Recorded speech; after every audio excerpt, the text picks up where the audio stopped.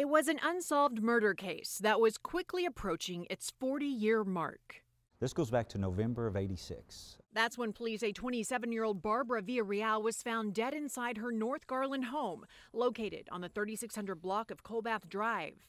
I mean, it's a pretty horrific crime scene. It was definitely a violent crime that had taken place. Garland Police Detective Lucas Shoup said she lived inside this house with her husband, a man who claimed to be Domingo Villarreal. He was questioned by police right after his wife was killed. The fact that he had no injuries on him, at that time they released him. However, years later, through fingerprint analysis, detectives discovered Domingo's real name was Jesus Canales, and investigators say that led them to his brother, Liborio Canales, whose blood DNA was left behind at Villarreal's murder scene. On the night of Barbara Villarreal's murder, police say the couple had gone out to eat and came back to their North Garland home.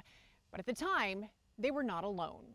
Detectives say Liborio Canales was there the night Villarreal died and is responsible for the brutal stabbing of his sister-in-law.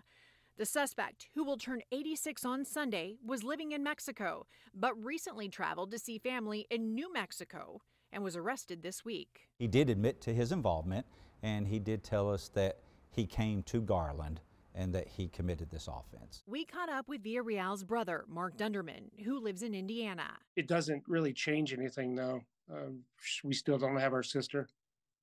So it didn't change anything, but it's nice to have closure. The motive behind Barbara Villarreal's murder is still not clear. Jesus Canales died just a few years after his wife was killed. Neighbors describe their marriage as troubled. Liborio Canales has been charged with murder and is currently waiting extradition to Texas. In Garland, I'm Stacia Wilson.